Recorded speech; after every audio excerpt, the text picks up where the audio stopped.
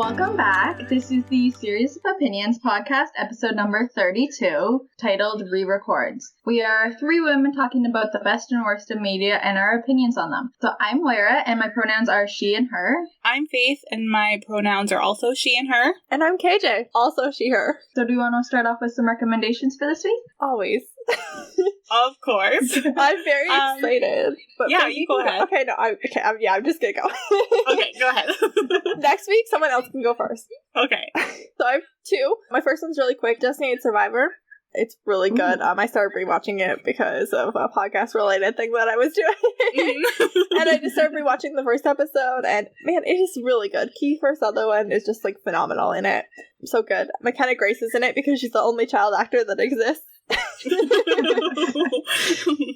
But then, like, my main recommendation that I am, like, super excited about is a TikTok recommendation. Yay. Rad Nasty on TikTok. They have been making these TikToks. It's Twilight from other students or teachers or other, like, people's points of views. Oh my they gosh. Are so funny. Everybody refers to the Cullens as an orphan sex cult, and they're always talking about how weird the Cullens are. And all the teachers, like, hate having the Cullens in their class, and, like, they're all banned from the counselor's office. Oh my god. So good. They are so brilliant, honestly. Like, I wish that I had thought to be that funny.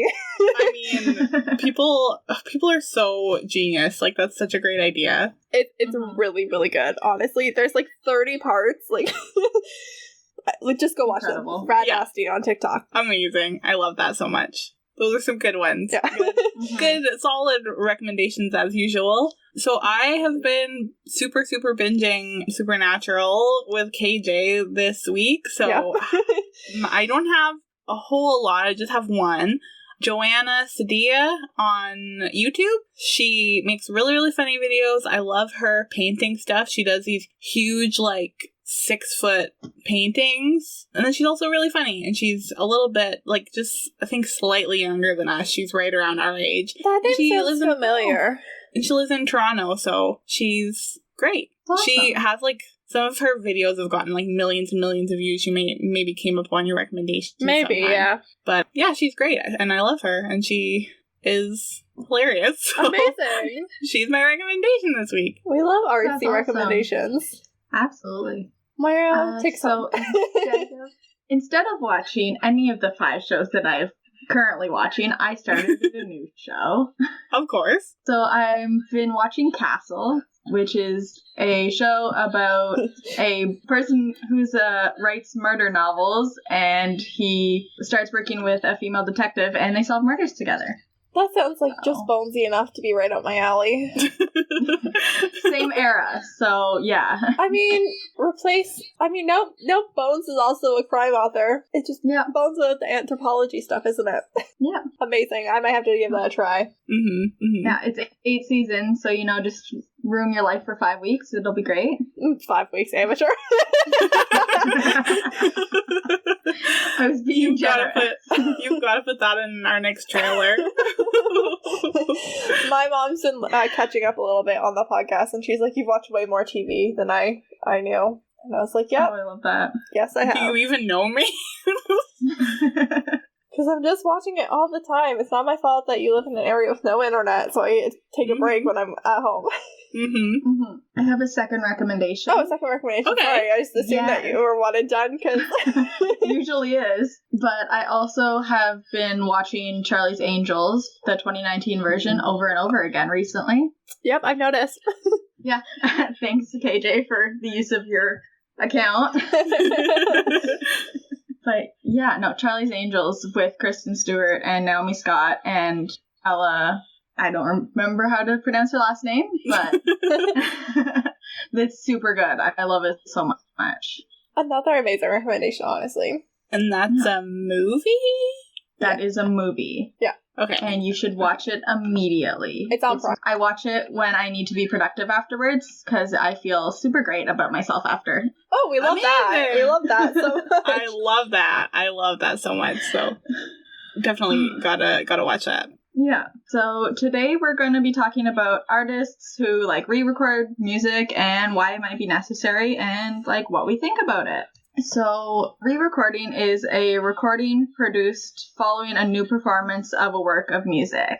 this is most commonly done by like popular artists or groups, and the re-records are often done like decades after the original has been released. Yeah, it's like re-recording restrictions prevent the artist from like creating any new version of any sound recording that was made like under the agreement that they signed that is connected to the re-recording restriction. They can't re-record anything for anyone else for this like certain whatever amount of time that they agreed to. Usually it's like greater than 5 years from the end of the contract's term. And they're written to prevent any like re-recordings, even in situations where like even if the original masters were never even released. Yeah, that's been a problem for some people. Yes, in fact it has. And then it's also like put into place to keep new versions from competing with old versions recorded by the label. Even if they're made by the same label. They don't want any competition and someone to listen to one, like the new recorded version more than the old one. And this kind of contractual agreement was only originally meant to protect, well, this is obviously debatable, but it is said that it was only meant to protect the record company's investment, but it very often comes at the expense of like the actual recording artist. Yeah, it's to protect the record label, not the artist. Like the artist the artist is kind of screwed. Totally. It totally screws over the artist in a lot of ways. Yeah. It's like a thing. Honestly, if anyone who's creating content needs to be careful on like the platform in which they release their content. Even it was a big thing with music artists, but it's becoming an issue in our industry now in podcasting too. Like if you become for example, like a Spotify original podcast, like Spotify like invites you to be on their network as like a Spotify podcast, like not just like you're putting your content there, but like actually like part of their brand or whatever, like they might own your work. Wow. Like you might not own your work anymore once it's up, like, and that's something to keep in mind for people who want to start their own podcasts. Like that is something to consider, and it's definitely a thing to consider if you're in the music industry for sure. Like any recording label, I mean, recording's changed a lot in recent years, like, you know, with the invention of like music streaming. Exactly, the digital streaming aspect has made it a whole new issue. Thing. Yeah. But even still, like if you're recording with like a label or a company, like you're signing that contract, like be careful about what's in there, because yes, for sure, because it's I think that's why it was important to. That's why we kind of, I mean, obviously Taylor Swift's issues we'll get into, but this whole issue of re-recording is something I like didn't know anything about. If Taylor Swift had never had this issue, I probably never would have Taylor Swift known. Is such a cultural phenomenon, obviously. She's one of the most recognizable people on the planet. And then, for her to, like, speak out about these issues that she's having is, like, bringing them to a lot of people's attention. Like, a lot of people didn't realize that this was an issue. Exactly, and not a lot of people have the same power that Taylor Swift does. Yeah, so if they had that issue, it doesn't get out there. Like exactly, and a lot of people have been, like, screwed over by these re-recording like restrictions, but haven't been able to have the same influence as Taylor Swift has, or have the same support. Exactly. So maybe we want to talk about some of the reasons why people might want to re-record, like not just because of, like, aside from what Taylor Swift's issues are, which are valid issues, of course, but some other issues that might cause you to want to re-record. So I found a couple examples that I didn't know about that kind of show a couple different situations where people wanted to re-record. Run us through some. Def Leppard wanted better digital royalties. So that's they were valid. able They didn't account for that when they originally recorded some of their stuff. Exactly.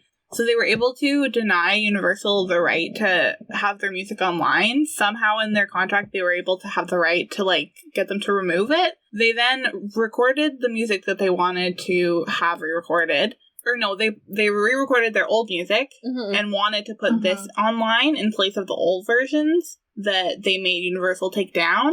And then Universal, being afraid of this happening, gave them better terms so that they could get better digital royalties, and then they were able to they allowed Universal to put the original music back online. So it can be kind of like a bargaining chip, and Yeah, and so Def Leppard ended up getting better digital royalties out of it. And then another example that I had was JoJo signed a deal with Blackground Records when she was 12, which is also an issue that these recording labels... Yeah, people make it big when they're like early teens or they're tweens, and then like... Exactly. Yeah. She was tied to this contract that she signed when she was like not even a teenager yet. And so JoJo made her first 2 albums, and she recorded a third, but Blackground Records wouldn't release it or put any of her music on streaming services. She eventually, after leaving this label, sued them and signed with a new label, and then she had to wait until after her recording restrictions had expired. Then she re-recorded her first 2 albums for her fans to be able to listen to. So it became this whole manipulative thing that this Blackground Records had done. Yeah, like... And totally held back all of her music and didn't ever release her third album. Yeah, That's crazy. I read about that one too. Like, that's definitely a way that they use it too, is like... And then, yeah, like, you can't... They own that music once you record it with them. They own it, and you can't record it with... You're not allowed to record with anyone else, to have anyone else own it, so... Exactly, and really if they won't release it, and you're like a 15-year-old girl, like, what are you supposed to do? You just get, like, screwed over. And then streaming services becoming so big, if they won't put it on... Yeah, then you're missing out on revenue, for sure. Exactly. So yeah, those are 2 examples that I found. It's just so interesting. I never knew anything about this. I learned so much about all this stuff. It's crazy. So yeah, like digital royalties is a reason. Music being held back would be a reason. Yeah. Yeah. I read about another one. I didn't write down anything this week, apparently. That's okay. But there was one of the major like recording labels had a fire. Oh, okay. And a whole bunch of artists, like there's a list, and then there's like an unofficial list of whose recordings got lost, and like whose masters are just like don't exist anymore. That is crazy. Oh my goodness. And there's like an official list of people we know who were affected. I'm gonna see if I can find it. Actually, just give me a second to Google. Sure. It was Universal Studios. In 2008, Universal Studios, one of their like studios caught on fire, and like the fire like just destroyed like 3 acres of Universal's like lots. Oh my goodness. 2008, and they didn't have masters backed up online. So yeah, like, so like they were digital masters, but like they were like destroyed. They weren't online, I guess. They were just like USB drives or whatever they were using back then. Yeah. 40 to 50,000 archived digital video and films were like lost. Wow. Oh my god. And 118 to 175,000 master tapes. So like that would be like master recordings of audio were also lost. So like films and movies just burned. That's crazy. And like what can the singers even do? Like can you even sue them? Because it is technically their own property, right? Like it's Universal's property. Yeah, so I don't know if you could even sue them. A lot of them did. Sorry, I know you don't know. No, that's why, but it's just crazy. So like a lot of the pre-1932 like silent films got destroyed. A lot of like their pre-1965 films got destroyed. Like there's just been, hang on, I'm gonna pull up, like there's a list of people who've been like affected. Dolly Parton, Guns N' Roses. Wow. I'm just like scrolling through the list. All the Crosbys, Leonard Skinner, Blink-182. I'm literally just like it's a huge list. It's a huge, honestly wild. Huge. That's craziness. Let's see, Soundgarden, Neil Young. Like it's a huge list, huge list of people whose masters.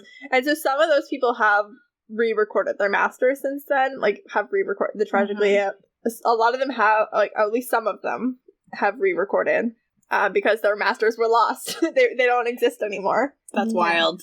Yeah, that's really wild. Because like someone like Taylor Swift, like say that this whole situation didn't happen, and her masters were like burned up. I mean, as a fan, that breaks my heart. We'd never be able to hear, like, baby Taylor Swift sing anymore. Like, those versions. Yeah, I mean, I'm sure that they would exist, like... somewhere, yeah. Like, they exist. Like, there's, like, CDs, and now there's digital stuff. Yes. But, like, that, those would still all exist out in the world, but, like... Yeah. Yeah, like, crazy.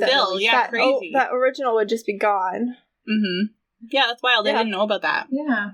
Do we want to talk about Taylor's situation specifically? Yeah.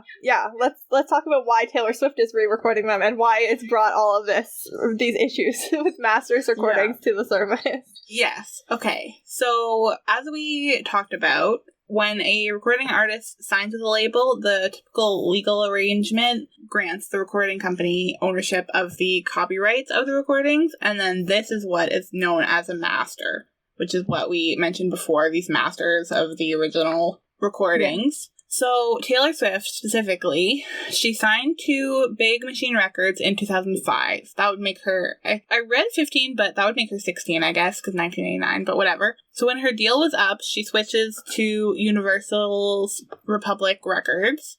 Big Machine still owns the masters / original recordings of her first 6 albums, which is the typical case with recording deals. And then in her new contract, she made sure to secure ownership of her future masters, so she'll have ownership of all her masters going forward. So what happened was Big Machine sold to a private equity group, Ithaca Holdings. Yes. An entity owned by music manager Scooter Braun. He then sold her masters to another company, Shamrock Holdings, for what is reported to be about $300 million in 2019. Which Taylor Swift makes in a year.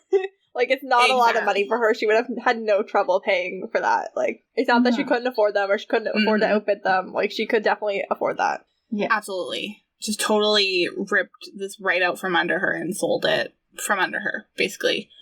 And then there's all these claims of Taylor Swift. Scooter had apparently bullied her a whole lot through their relationship. She slammed the sale publicly and promised, of course, to re-record these original 6 albums, which would then give her control of those new masters. Yeah. And then as of November 2020, she is now allowed to re-record her new music. Except for Reputation, I think. Why is that? I think Reputation's still too early. Oh, I don't think okay, the time. I think it's the first 5. I think Reputation's not. At least it had. It was after the rest of them. Yes, that would make sense. The only date I could find was the November 2020, but you could very well be correct. I'm pretty sure I read somewhere that Reputation is a little bit later. It might have passed by now, honestly. And either way, she has 5 other ones to re-record. So if by the time she's done with them, it'll be fine. Reputation will be home by then. Yeah, and so in general, since Swifties are so devoted, these new versions I think will become the go-tos and will drastically decrease the value of those original masters that were sold as each song is coming out. And now that we have a whole album now, but as each single was coming out, I was taking them off of my streaming services, me too, and replacing them with the correct version. And I think that most people are doing the same. Yes, I think so too. I didn't check, but I saw somewhere that at least Love Story has been actually disabled on Spotify. Wow. But that might not be correct. I'm sure Love Story, I think, is. But I didn't check about the rest of Fearless. I'm looking it up right now. Okay. It's not. I must have read that somewhere. And it's not correct, but... Interesting. I mean, it could very well happen. I mean... Yeah. I must have just read it on, Twitter or something, and that wasn't correct. I mean... But yeah, for all intents and purposes, it might as well be... Exactly. I think the first couple days that we had them, I think I was listening to both albums just to compare them, just sound-wise. But, since I, finished that process, I haven't listened to the original, and I won't unless I'm, at home listening to, one of my CDs. Exactly. Yeah, exactly. Leading up to it, I listened to the old one, and then, as soon as the new one came out, I just totally... Yeah. I mean, I've been trying not to, since this whole situation started, not to stream them, stream her, those old ones for 6 at all. Yeah. Because I don't want to, give them any extra income. Yeah. I mean, it takes so many streams to make any money, but... I know. We don't even need to contribute to that at all. Even our fraction of a cent doesn't need to be added. I did just want to talk about Paul McCartney for a second, just because Paul McCartney is kind of in a somewhat similar situation, or has been in a somewhat similar situation, but before I want to do that, I just wanted to also mention that Scooter Braun and Kanye West are, like, involved together in the music industry. Like, that is part of the issue with Taylor Swift and Scooter Braun. It's not even just Taylor Swift personally, it's Taylor Swift and Kanye West and Scooter Braun are all linked together, and so it literally all goes back to that, because why wouldn't it? Yeah. Yes, that is a very good thing to mention. Because, we just can't shake 2009. Oh my goodness. But I did just want to talk about Paul McCartney, because Paul McCartney got outbid on a lot of the Beatles, like a lot of the early Beatles masters. Michael Jackson bought them out from under him. Oh my goodness. Like, decades ago. And they were involved in, like, a decades-long battle. Wow. over it. But he did get the rights back in 2017. He hasn't re-recorded them, but, like, he did eventually get the rights to re-record them back. He ended up going through, like, the Copyright Act of 1976, so he can, like, after 35 years had passed, like, he got the rights back. And he and Sony, I think, settled as well. But he hasn't re-recorded them.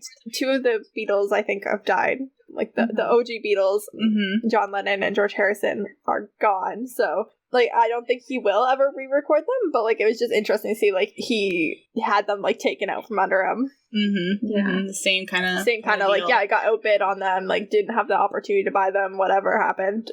That was long before we were even alive. Yeah. But, like, yeah, like, that was the same thing, and, like, he had to wait it out until he could get them back, and, like, it took a long time, but... Yeah. Luckily, Taylor didn't have to wait that long.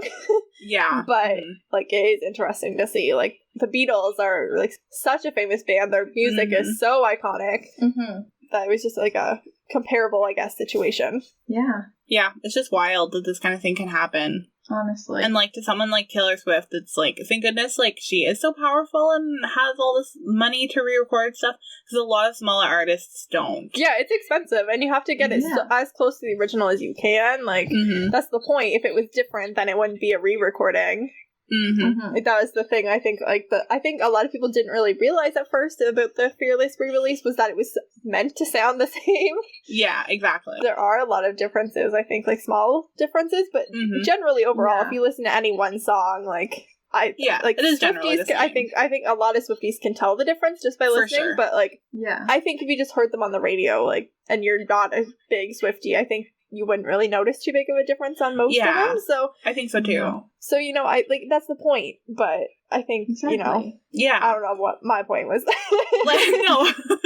No, that's really fair. Like, I think if you were listening to it on the radio and you hadn't like listened to Fearless since it like came out, you definitely like I feel like, you know, at the grocery store, like, you know, I'd be Taylor Swift fan, but like it came on at the grocery store, I'd be like, yeah, this is Taylor Swift. I don't think you would like necessarily know which version it was. Yeah, like doing research for this. Matter. Yeah, exactly. Doing research for this, when you'd, like, type in, like, Taylor Swift re-record, Taylor Swift Fearless, like, the top search every time was, like, how is Taylor Swift, like, Fearless Taylor's version different than the original? Like, people are interested in how it's different. Are interested. Yeah, like, why it sounds similar and why she's re-releasing it. And I think that stuff is really interesting. Yeah, so maybe we do want to talk about some of the differences, / maybe some of the, like, the good things about actually doing a re-recording. Like, you know, he do it to get away from all those bad things, but just some, like, what are, like, the practical, like, non-contract reasons that you might want to re-record? I think the biggest one I've noticed with Fearless Taylor's version is the sound quality. Yes, for sure. I mean, when Fearless came out in 2008, obviously, you know, music was, and digital recording was okay in 2008, but it doesn't hold a candle to 2020, 2021 digital recording capabilities. It sounds so much better, especially on tracks where there's another, like, vocal line underneath. Breathe. Like, you can actually hear Colby Calais under there. Yeah. On Keith Urban's track, you can really hear Keith Urban in a way I don't think you would have been able to if it had been on the original. Yes, I agree, for sure. And her progression as a singer, you can for sure hear. The way that she pronounces certain words has really changed. Yeah, like the way she sings each of these songs has changed a lot. Yeah. And so, yes, like that like sound and voice quality has really changed a lot for her. So I think it's actually good. I'd say every song sounds better now. Yeah. Yeah, I would say so. I think part of the charm, which is why I'm glad I own CDs of all these albums, part of the charm of the original version was, like, how young she was. Like, hearing where she started, kind of. her running out of breath at some places, or like little cracks in her little baby voice, I think were really cute. But like then in comparison to this new version, she's just like progressed so much and grown so much as a singer, and her voice is so developed, and it's just, I can tell a big difference. Yeah. The way she says 15 and 15 is totally changed. Like the way she sings 15, which is, you know, the most important word in that song, has changed so much. I think it's a big difference. I don't think there's any differences that I don't like in the new one. Me neither. I don't think so either. I think they're all really positive changes. Yeah. It's even really like, nice. Her she has voice control has gotten better. Yes, exactly. Her voice and like breath control in You Belong With Me, I find is really, really different in a good way. Yeah. Like it feels like she's not out of breath. Yeah. There's some parts in the last, like the older version, that she goes through like the bridge or something, where she's singing like really, really fast, and for a long portion at the end she takes a big like deep breath in right in front of the microphone, which I love. I used to like love that part, but the new version, she has so much better control, and the whole time she feels like she has like full breath. Yeah. I'm gonna say something that sounds like I know what I'm talking about, but I don't. So if I'm totally wrong about how I'm talking about music on like a technical level, then that's cool. In You Belong With Me, there's like a whole extra like the whole like chord progression's like changed. There's almost like an extra chord in there in like the main like line, like the melody of the song. It's really noticeable if you listen to them back to back, like especially like before she actually starts singing in the song, just in the little intro, like just like that main like set of chords that like repeats throughout the whole song is like slightly different in like a pretty noticeable way. I was trying to figure out what sounded different. It almost sounds makes so much sense. Yeah, it's like they added an extra little chord in there, and it makes it a little bit. It's not really faster because it's taking up the same amount of time, but it sounds faster because there's a whole extra note in there. Like cool. But it's really it does sound faster. You're right. It's really noticeable. When I'm thinking about it, it did sound faster, but it's not faster. That's why. It's just that they like rearranged that little riff slightly for I don't know why. Definitely. But I'm not mad about it. Back to back. Yeah, because as soon as the new one came out, I just like totally didn't want to listen to the old one again. Yeah, very fair. I think on my very, very first listen to, the song that for me I noticed the most changes was Forever and Always piano version. Yes, I like it way, way, way more. Way more. I've always preferred the piano version to the original version. I think that the straight, not acoustic, like not piano version is better in this one as well. Like way better than the original. But this like piano version's always been better than that version for me. And then like this new piano version, Taylor's version is like far above that. I think it's really good. Wow. That's amazing. Yeah. I think it's way. It sounds totally different in like totally different and so a good way. Yeah, in a really, really good way. Oh, that's amazing. Yeah, I'm just scrolling through the songs.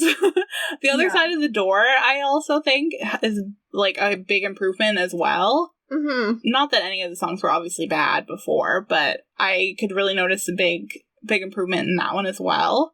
Coming with the Rain, really I like it a lot better in this version than even the last version. Yeah. There are songs that I don't even like that much on like that. Like, no, I love all the songs on Fearless, but there's some songs that like, you know, they're not my favorite Taylor Swift songs. Exactly. But and like I like them actually more. One thing I don't like about the album, the new like Taylor's version, is the order of the songs is drastically different in the order on the album. Like if you start the album and you don't put it on shuffle and you just listen like first to end, drastically different. Yeah. And I think I just like, you know, I guess I had like 10 years with the Platinum edition to just, you know, that's right. Like that's the order that the songs go in. So it was very jarring for me. Still is a little jarring for me.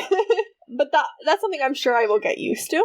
And I understand the order that they're in. They're almost in like I think Love Story is the first, if I'm not mistaken. Let me pull up the actual, let me have it in front of me while I'm discussing it.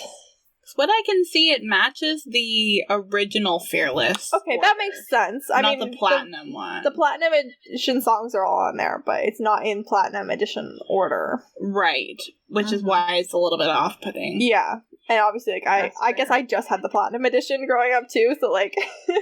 Right. Like, I am really used to Jump and Fall, like, right off the bat. And Fearless is, like, right off the bat. Fearless, I think, is, like, 7 on the original. And, like, placement on albums is important in Taylor Swift music. Like, Taylor Swift picks the order of the songs very carefully, so I was surprised that they were back to that they weren't in the order I was used to. Just because, you know, the order matters on, like, track 5 is a different kind of track, and track 7s are special, and, like, Yeah. you know, so I was surprised. I mean, it makes sense. I hadn't actually looked to see, like, the original, like, Fearless, not the Platinum Edition, was different or not. Like, I knew that the order was different, but I hadn't actually checked to see if those matched up. I just knew that the Platinum Edition and Taylor's version were different. Makes sense. This isn't really specific, I guess. We're going to talk about the Vault songs, like, separately, I think, at the end in our ender segments. But I do just want to talk about the fact that that's another reason to do re-records. Yeah. Yes. Because there's no reason Taylor Swift couldn't just put out additional albums with, you know, like, she couldn't put out a debut era with, like, debut era songs that we never heard, or Fearless era songs that we hadn't heard, or Red era songs that we hadn't heard. We know there's, like, at least 20 to 30 Red era songs that we don't have. Yeah, like, that's been, like, a thing. That's been a thing. For Taylor Swift. She literally said, I think, 40 to 50 songs were written, and there's only, like, 15 to 20 on the album. Like, we know that there's more.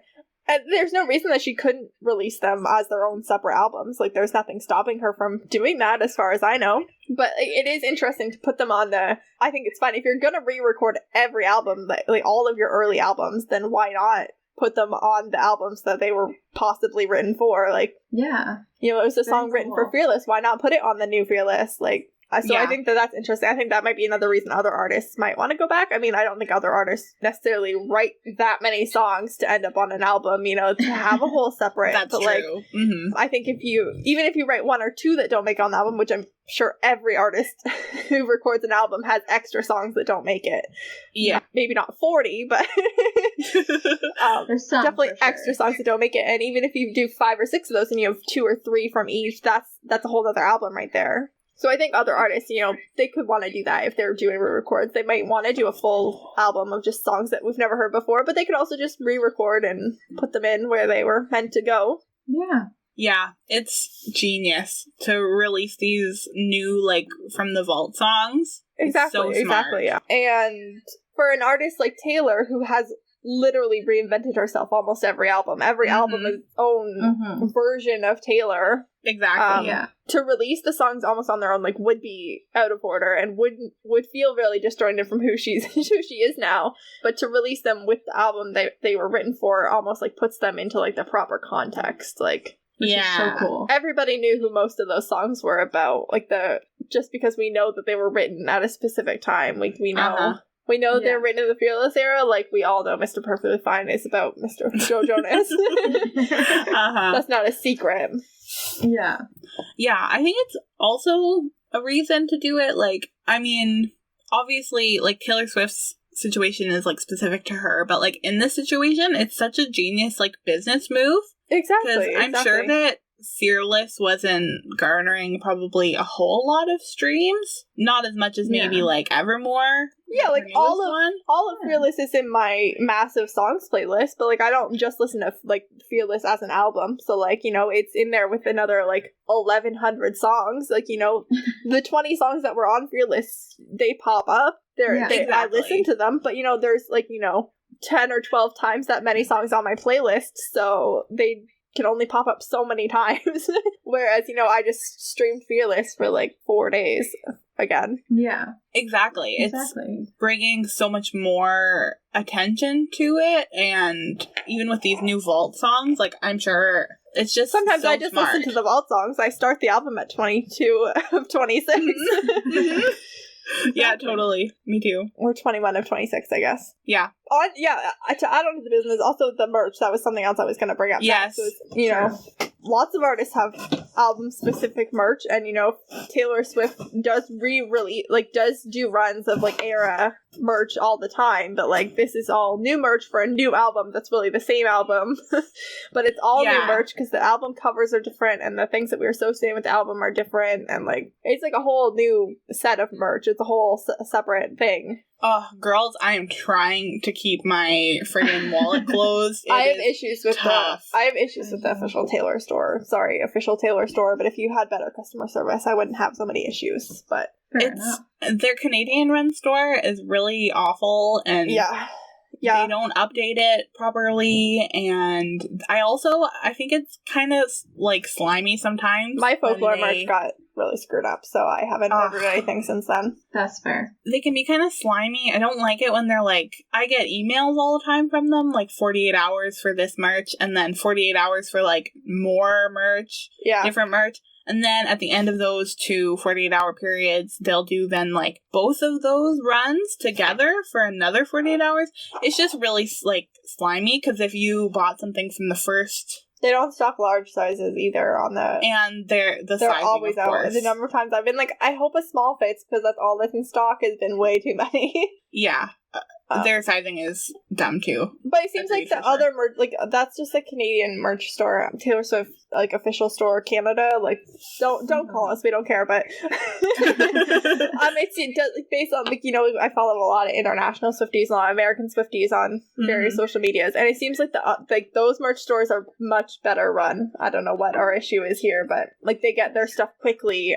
If you pre-order an album, sometimes you get it like a couple days before, even like they're that fast at getting things out. Wow. I like just got my Evermore album, like when was it even, like end of March? Yeah, and you would have ordered it in December, I imagine, when you found out that Evermore was coming out. Oh yeah, like right away. So it's really, it's rough. And then like the customs that they charge you sometimes are like really ridiculous, and but brilliant marketing, honestly. Like that's like re-records is a good merch opportunity as well. Oh my gosh, it's so hard when Red and like 1989 come out. Oh my goodness, I'm gonna spend so much money because those albums mean so much to me. Oh my gosh, it's gonna be so hard. Exclusively only have Reputation era and Lover era merch. But like, you know, when Reputation era merch comes back around. Yeah. I have a couple of Reputation things. I have the ring, and I have one of the t-shirts. Yeah, I find the clothes from like Taylor merch, I don't know if it's like poor plus size sizing. Their sizing is always hard, because I ordered something from the Lover era and they only had a small left, and it kind of fit but didn't really. I ordered like a onesie, so like a onesie is like, if it doesn't fit, then that's like that's a whole body issue. The whole body is involved there. I love it. I just don't wear it that often because it is a little almost small. It fits, but almost doesn't. Then when they had a rerun of the Reputation merch, so I bought a Reputation shirt, and I ordered like a medium, because I was like, okay, obviously I need medium. And I shrank that shirt for the first, before I even wore it, I shrank it for like 2 days. I spent 2 days like washing it in hot water and then drying it, trying to shrink it. And it's still an oversized t-shirt on me. And I don't know if it was meant to be oversized, but it's a medium, and I'm confused. I love it. It's one of my favorite shirts. I like it that it's large. Like, I've gotten used to that. But, like, I was almost expecting, like, a crop top. And then, like, this shirt is, like, more of a dress. I could honestly wear, like, short shorts and you wouldn't be able to see them. Yeah, I find the necks on their shirts are so high, it's, like, uncomfortable on me. Again, I don't know if that's, like, poor plus size. Because some people, like, some companies just, like, make things just, like, wider. Yeah. As far as, like, plus size and, like, sizing up goes, rather than, like, actually, like, measuring it on a plus size person. But I don't really order clothes from there anymore. And then also, with plus size stuff, it's so friggin', like, long. Yeah. Like, it fits me fine as far as, like, arms go or, like, the neck goes. I ordered something from, I think, either Evermore or Folklore. I think it was Evermore, a shirt. But it's so long. It's, like, almost to my knees. But everything else fits. It's just crazy. Yeah. So that's also an issue. But, yes, I may have to put so much of this merch conversation, but I will leave some of that in for sure, because it's important. Yes. For brands to think about how their merch actually fits on people, because... Exactly. It's such a genius idea to do all these merch runs. Absolutely. Honestly. So genius. Oh, yeah, that's I almost bought a cardigan. Like, the cardigan, I almost did. And I was, like, trying to decide, like, what size to get. And it was, like, Taylor's wearing this size. And I was, like, Taylor's wearing a small. Should I get a small? Because, like, Taylor and I are, like, almost the same height. Like, she's taller than me. And, like, I don't think she's that much, like, bigger or smaller than me. Like, I was trying to like judge like how large I am in comparison to Taylor Swift. Like more than I was based on like what the actual like label said size was. I was like, okay, if Taylor's wearing this size, like should I go up or down or like this one? And like Taylor Swift does not have a body that's meant to be compared to. Yeah, I mean, even though like we don't have that dissimilar body types, like it's just regular human beings aren't supposed to compare themselves to Taylor Swift's body. I agree. That's a slippery slope. Even though our like base body type's not that different, Taylor Swift leads a much more active lifestyle than I do. You know, she is performing a lot, and you have to be in shape to do that. Exactly. Which is not my life experience at all. Sorry, now I'm thinking about Miss Americana. I wrote a whole freaking paper about Miss Americana for this semester, so I'm deeply there. Incredible. I think you can probably find that tweet on our social media. Amazing. But yeah, she's so incredibly talented, and I love Fearless so very much. Yeah, and we love this. We love Taylor's version. Taylor's version's the only version now. Exactly. Yes, the only version. It was so great to just like rehear some of this music that I kind of forgot about. It was such a good time too. I mean, the world has been so complex lately. I mean, it's always been complex, but it just seems like, you know, collectively on some level everybody seems to be suffering, and then different groups within the world just seem to be suffering exponentially more. And obviously 2008 wasn't much better, but it does feel like it was markedly better, and it was a really good time to just be instantly transported back to 2008. Exactly. I mean, we were 8 years old, so like for us, what was that grade? Like grade 2? I'd say grade that. 2 to 4 in that range, depending on when birthdays fell and everything. That's right. But like, it's just so for us, it's just like a simpler time. Yeah, for sure. So nostalgic. Great. And that's another draw too, right? For the fans, it's like the nostalgia of it. Exactly. The nostalgia draw. For sure. So, it's so amazing. Yeah. Anything else to add about that before we talk about some? I want to talk about the vault songs. Yeah, for sure. I have one thing. Okay. And it is that I have been singing a lyric wrong for a decade. Oh my god, tell us everything. Okay. So I haven't listened to some of the other songs that I don't love for like many years, and I just listen to them when they appear, but like don't. So I was listening to The Way I Loved You when I was like cleaning my room the other day to move again, and I realized that the real lyric is in fact, "It's a roller coaster kind of rush." What do you think? I have not been singing that for 10 years. What have you been saying? I want to know. I have been singing "It's a roller coaster, then you cut and run" for 10 years. Oh my god. I mean, like, it's not even close. Not gonna lie. It fits. I kind of like yours better. But, I mean, I don't know. But, like, I listened to this, I learned it by ear. So I learned all the lyrics just from listening to the CD over and over again. That's amazing. I love that so much. Yeah. I think it's so interesting. There's that actually brings me to a different point. Like not to some point about the coming re-releases, because obviously if we're talking about this in context of the re-release that we have. Yeah, exactly. But there's 4 more or 5 more that are gonna be coming. And I'm really interested to see lyrically what happens, because I follow a lot of Swifties on TikTok, obviously. And I see a lot of Swiftie TikTok, and there's like a whole like sound like stitch where people stitch to it, and they are like, what's like one song where like if they just changed like one lyric it would have been better, like what? And like there's been a lot of Taylor Swift ones on there. So I am interested to see if she takes that into account, because there has been a couple lyric changes that have happened in this one already. In White Horse is a slight lyric change. So I'm excited, especially because we know Taylor Swift has done lyric changes before. Yes. That's so cool. But I am excited for the one that everyone knows. She used gay almost as a bit of a slur in Picture to Burn in her debut album, and she changed that lyric. But I forget what the better one was. Somebody posted a better change. Okay. And I was like, I kind of hope that she maybe like looks and sees. Mm-hmm. Or, for example, in Call It What You Want, some people have issues with Joe Alwyn being compared to Taylor Swift's brother in a romantic song. I get that for sure. I get it, but I think like the sentiment is the sentiment she wants to get across because she changed that lyric. I've seen like the original like recording session videos, and that was a different lyric before that lyric was in there. So that's like a lyric choice that she reconsidered at least once. Yeah, and she changed her mind. So, but I am curious to see like what other like little changes and lyrics are going to be slightly different going forward in the other albums as well. And I am hoping, because we know Taylor Swift is famous for lurking in social media, so I am hoping that she is doing a lot of Taylorking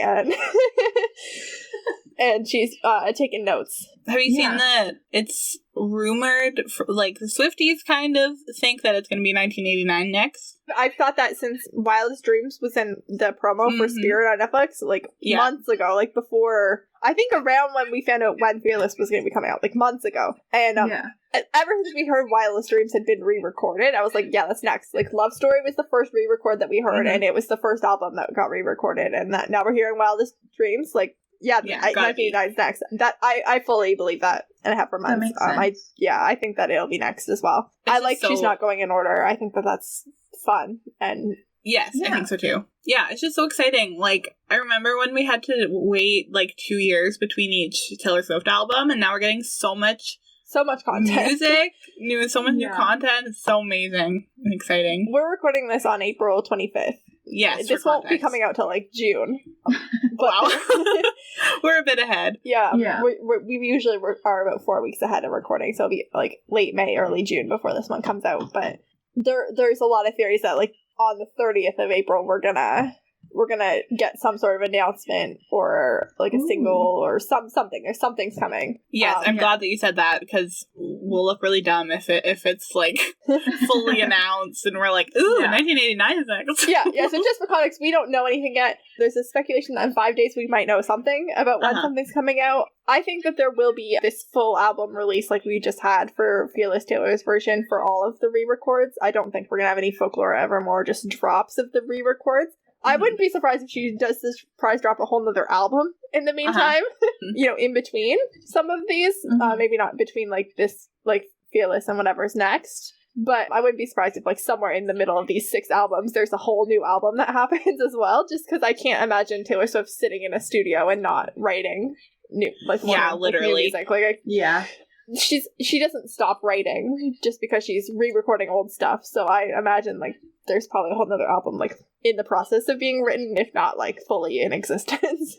It used to be so hard to wait those 2 years. You used to just like it used to feel like the Sahara Desert by the time you were like 1 month out from new Taylor Swift music, because you were just like friggin' repeat those albums until you can't anymore. That's another thing to check your contract for, how often you're allowed to release music, because Taylor Swift was only allowed to release every 2 years, so check that as well. Like, that's another thing. Like, who's gonna own your music, and how often are you allowed to do whatever it is you do with your music? Like, that's important. Absolutely. Do we want to, like, just, like, do ender segments as, like, a whole and talk about the vault songs, like, with that? Like, do you want to do Love It, Lose It, and then talk about the vault songs and do our randomized rankings with them? Sure.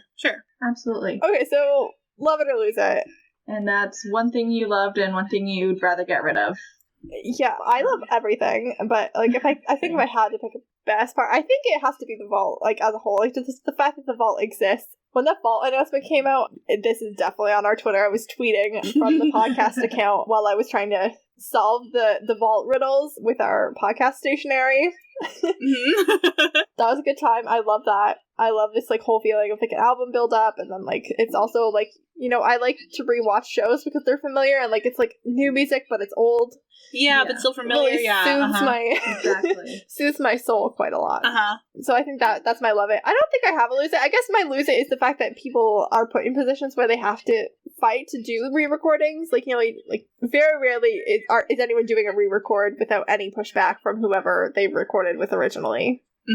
I guess if you're one of the people from the Universal fire of 2008, like, probably, I imagine Universal's probably fine if you re-record your stuff, since, you know, they let it burn to the ground.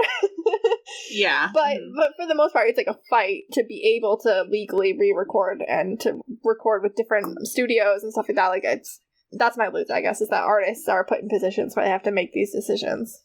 Yeah, and I forgot to mention, too, that Taylor Swift, it was also a big problem because she was being awarded for something. It was Artist of the Decade. Artist of the Decade. Okay, I didn't know if it was Artist of the Year or... Yeah, okay. But they wouldn't let her perform any of her old songs. Yeah, she had to get on social media and, like, peer pressure them into changing their mind. Because obviously when you're Artist of the Decade, you want to do your stuff from the decade. From the last decade. Kind of important. Which was everything. Like, I think Lover was out back. Like, Lover was the most recent album back then. So basically everything. It was everything. Like, her whole... She only owned one album at that point. So, yeah, it was a thing. It was a whole thing. She had to get on social media and be like, I really want to perform old music, but, like, there's issues. And, yeah, that's a good point, too, that we hadn't thought about. Once you have once they own your masters and you aren't with that label anymore, like, that could be an issue, too. It's, like, when you can actually perform your own music. Yeah.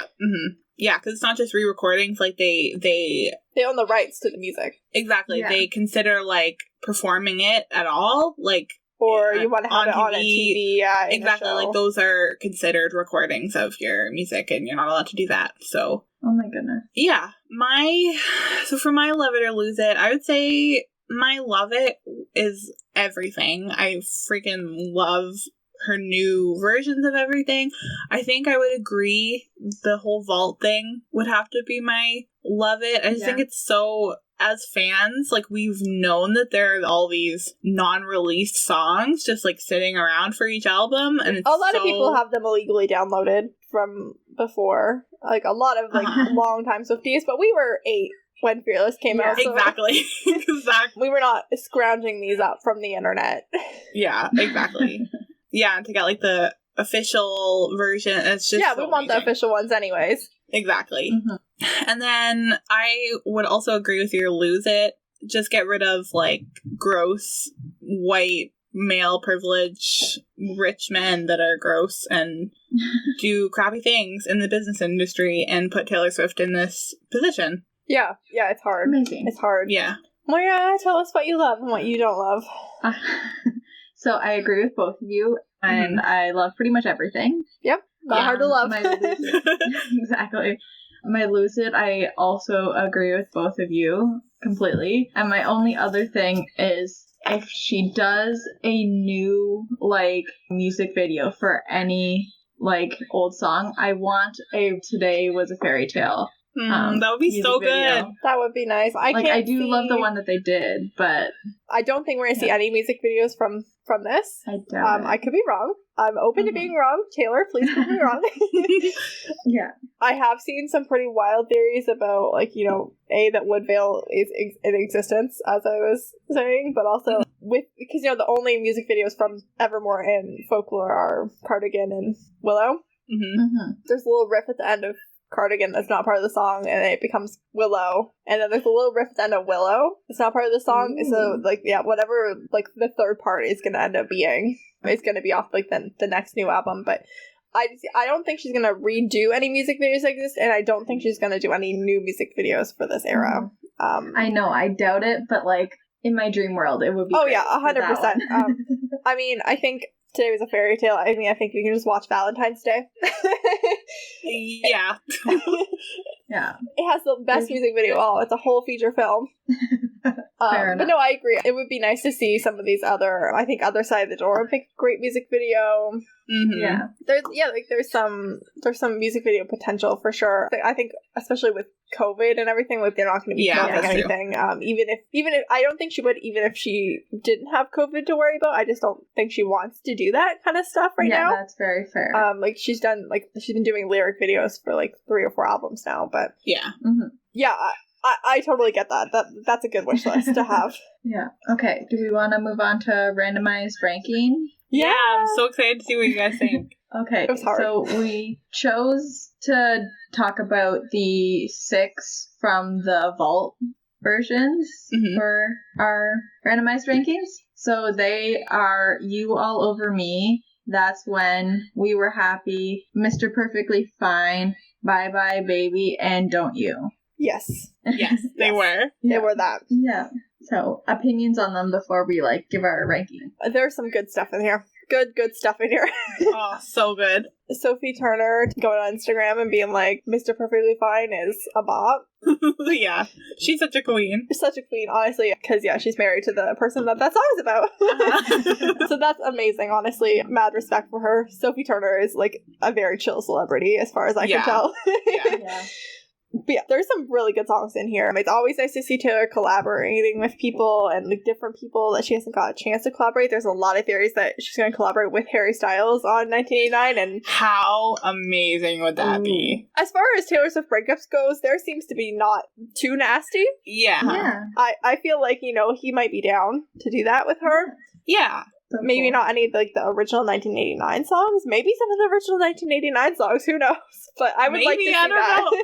Oh, so good. It is just a nice opportunity, to record things differently, or maybe she recorded a lot of these from the Vault songs originally. There's demos of them that just didn't make it on the album, but re-record them again with different artists like Keith Urban or Maren Morris. She has a lot more power now than she did when she released her first couple albums. Social power. So on debut she was not getting anybody famous to go on debut, but who knows what the from the Vault debut songs might be like. And who might be featured there that she never would have got because she was nobody back then. But I think I like all these. There's no From the Vault on Fearless that I don't love. No, same. I agree. I think I love them all. I have a friend who hates Bye Bye Baby with a passion. And she told me that before I even listened to them. So, the second it was dropped, I know she was so fast. She's like, I hate it. So I'm like, oh no. But I love it. I expected not to because of that, but no, there's none that I don't like. Interesting. Fred, please hit us up on social media. Faith didn't name me because she didn't want to name me, but assuming you can reach out to Faith and explain exactly what it is you don't like about this, I'm curious to know, and I want Faith to be able to relay that message. Yes, I'll text her and ask her why exactly she doesn't like it. Yeah, I'm not saying she's wrong. She's entitled to her opinion. Yeah, just interesting. I have a preference, I think, on a lot of these songs. Me too. I have my very, very favorite that I love and will take with me to my grave. I freaking love it so much. And then all the rest are just all equal. I didn't even try to rank these I just ranked them the 6 songs. I've never even thought until right now to even try and rank them compared to the other songs on this album. Oh yeah. And I don't know if I think some of them would be still at the back of that. I think it would be more mixed up a little bit, Vault to not Vault stuff. I'm not saying the Vault is the best part of the whole album. It's just new and shiny. Exactly. It's so hard to compare because there's always that going to be that nostalgia factor. Yeah, so and also a novelty factor for new stuff too. It's really hard to compare old and new stuff. We had this whole conversation in episode 2 when we did all the albums, but I'm sure if I was to rank all of these songs, even the Vault ones together, it would be hard. And it would be interesting as someone who's never listened to this album to rank them all. Yeah, baby Swifties who weren't really around for Fearless. Rank all of them. Yeah. All 26 or whatever. Okay, so do we want to talk about our rankings? I'm so excited. Yeah, how about you go first? You go first. You're very excited, so... I'm so excited. Okay, so number 1 is Mr. Perfectly Fine. I love it so freaking much. Valid. Some Absolutely. songs just just hit me in the right way. I am obsessed. Number 2 is Don't You. Number 3 is You All Over Me. Number 4 is That's When. Number 5 is Bye Bye Baby. And number 6 is We Were Happy. Nice. I'm so glad that yours is really different from mine. We have 2 that are in the same spot, and that's it. Okay, I like that. That's very cool. What's yours? Yeah, so my first one is Mr. Perfectly Fine. Amazing. I love that so much. Number 2 is You All Over Me. That song just hit me in my feels. It was actually pretty close between those 2. Number 3 is Bye Bye Baby. 4 is That's One.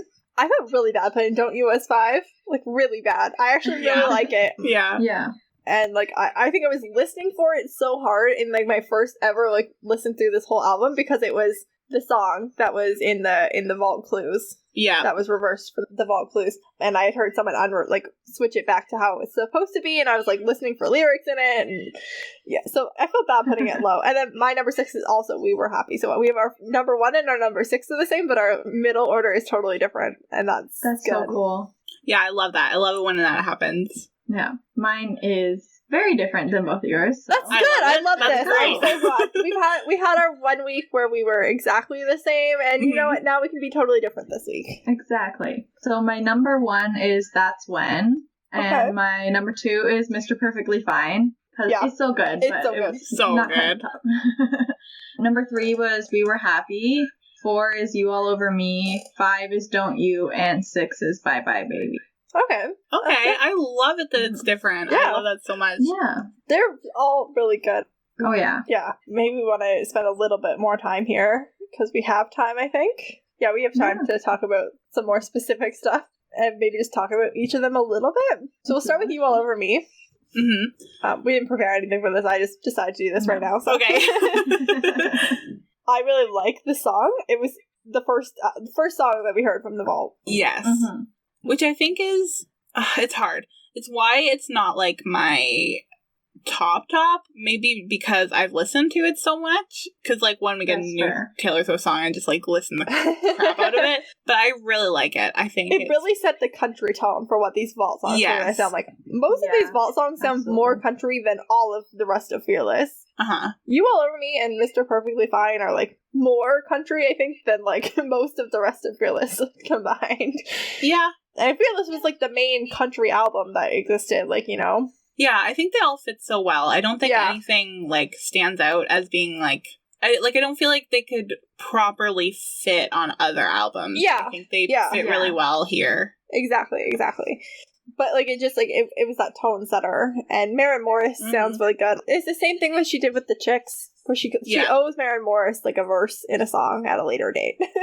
Yes, for sure. Maren Morris has a really good voice, and we heard a little bit of it, and they sound really, really good together, but could have tossed her a verse, Taylor. Yeah. Give her a little something. And then the next one is Mr. Perfectly Fine, which we all love. Oh, it's so good, and I love the casually cruel. It's so nice to hear that phrase existed. Because one of my favorite parts... It's the best line. It's in the bridge of All Too Well. Like, that's... so good. All Too Well is phenomenal across the board, but it's in that bridge. Yeah. That casually cruel, crumpled piece of paper, that section is the section of... Yeah, like, that's my favorite Taylor Swift song of all time. So hearing Casually Cruel in this song, and it's, like, upbeat and, like, fun...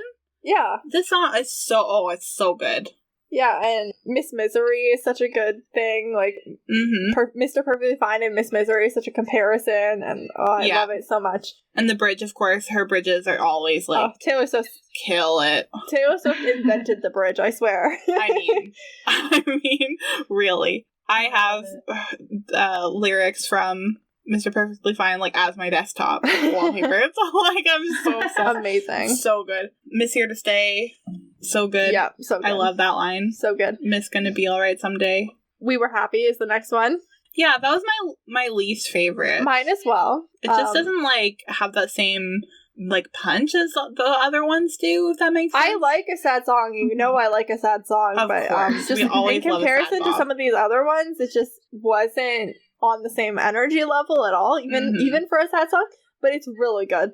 Like, that's not even to say that it's not good, because it is. And, like, when I'm in, like, a sad mood, I haven't had much time. We've only had this album a couple weeks. I can only have so many sad mood days, but the times that I've been in a sad mood, like, this is really perfect. Yeah. For that. Yeah, like, in comparison to all of these 6 songs, it's for sure my least favorite, but it's not, like you said, it's not something that I don't like. Exactly. Like, I will listen to it. It's not a song that I don't like and would never listen to. Superstar is one of my, like, bottom. I'd say Superstar is probably bottom at all Taylor Swift songs. Like, not bottom, but, like, on the lower end for me, for all of Taylor Swift's discography.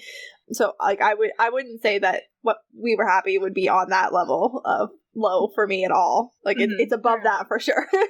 Yeah. just, you know, to make comparisons on that's on like the album as a whole. Yeah. Mm-hmm. And then we have another feature, That's Fun, featuring Keith Urban. Yeah, It's always nice to see Keith Urban and Taylor Swift working together. They've worked together before. They work well together. Yeah. Yeah, it's not one of my favorites. I put it as number 4. It's not... I really like the lyrics. Yeah. The lyrics are really fantastic. I mean, it's Taylor, so what do we expect? Yeah. But yeah, Exactly. super good, and I love Keith Urban on it, and it's got a good, like, rhythm to it, if that makes sense. Like, it's a good, this one feels, to me, maybe almost the most country. Yeah. I think. Yeah. It's hard, obviously. They all kind of have a country vibe. That's kind of Keith Urban's thing. That's... Yeah, exactly. Keith Urban just like ties the nice little country bow around it. Yeah, exactly. Seal it nicely. Mm-hmm. I think I was just so happy to see that he was going to be present and that he was around and still wanting to work with Taylor. I feel like the last thing that they worked on together that I can like really picture was Highway Don't Care with Tim McGraw, but I'm sure there's been something else since then. I'm sure he popped up as a special guest on a tour once or twice since then. Oh, that's true. That was probably happened afterwards. Yeah. You know, she had so many guests during the Reputation tour. Like, I'm sure he was at least one of those shows, and I just can't remember it off the top of my head. And then there's Don't You. I love this one. That's a good song. It has, like, kind of similar vibes to We Were Happy, kind of, but I think it's better. in a different way. It has the same sad vibes, but in a different way, somehow. Yes. Yeah, I totally get what you're saying. Yeah, you got me. Like I said, I felt bad putting it as my number 5 out of 6, because, like, I really like it, and it kind of reminds me of The Archer a little bit, in terms of its, like, floatiness. Like, it has a floatiness to it that... Yeah. The Archer's not one of my favorite songs off of Lover either, to be fair. I think because of the floatiness of it, but I do really like Don't You. I like it a lot. I put it as number 2. I think it's sad and floaty, but to me it feels like more grounded than Archer, or for sure more than We Were Happy. I don't know, it has a little bit more of that, like, punch to it that I like. I don't know. It has almost like kind of like distorted floaty quality to it a little bit. Yeah. Mm-hmm. Which was interesting. It was a perfect song for that vault riddle. Perfect for that. Yeah, I don't know. I don't think I have anything really super intelligent to honestly say about it. It's really good though. Yeah, no, I agree. Yeah. And then the last one is Bye Bye Baby. Perfect way to end an album. I love it. It's so fun. Very fun. It was my number 3. And yeah, I really like it. Really, I'm a big fan. I definitely had seen that some Swifties had already had this song. It wasn't called Bye Bye Baby. In like the unreleased version, it was called something else that I can't remember. But I definitely heard this song at least once before. But I am excited. As soon as we got the track list, people were like, oh, it's this song. They pulled up the lyrics. So like, this is the lyrics for this unreleased song. This has just been retitled. Yeah. But I do really like it. It's a good song. Yeah, it's just so fun. I listened to these 6 songs on just these 6 on repeat for like 2 hours to do my ranking. It was very hard for me to rank them. It was hard. Yeah, I put Bye Bye Baby at 5, but it's not like a confident 5. Like 6, We Were Happy at 6 is like a confident 6, but the rest are like not as confident. 2 through 5 is like hard. Really hard. Yeah, I agree. Yeah. I have the same thing going on over here as well. Yeah. I just love these songs Which so is much. funny, because we have the same one and the same 6, and we're confident. I know. And our middle is unconfident. I love that. But yeah, those are the vault songs. They're incredible. Yeah, definitely tweet us and tell us what you like the best and what you like the least, because I'm really interested. Yeah, definitely. Like, hit us up, tweet us, email us, whatever, any social media. Yeah, just anything. Get us a message, tell us about it. Yeah, I'm really interested to hear what other Swifties think. Because, yeah, I love it when our rankings are different. Yeah. For sure. Okay, so we're skipping I Would Name My Kid That this week, I assume? Yeah. Yeah, I think so. Okay, so that is our episode for this week. You've been listening to the Series of Opinions podcast. Let us know what you thought about this week's episode. Leave us a review or get in contact with us on social media. Our email is seriesofopinionspod@gmail.com. We're at Series of Opinions Pod on Tumblr and Instagram. We are Series of Opinions Podcast on Facebook, and at Series of Opinion with no S on Twitter. And you can find me at Moira_Frisk on everything. You can find me at Miss Faith Ann on everything and at Faith Ann Art for all of my art. And you can find me at Life Messes of KJ on everything. This episode was written, produced, and recorded by us. Thank you to Faith Ebert for our logo. You can find her at Faith Ann Art. Editing by Editing Moira and Editing KJ. And next week we'll be back with an episode about all of our favorite albums. Bye! Bye!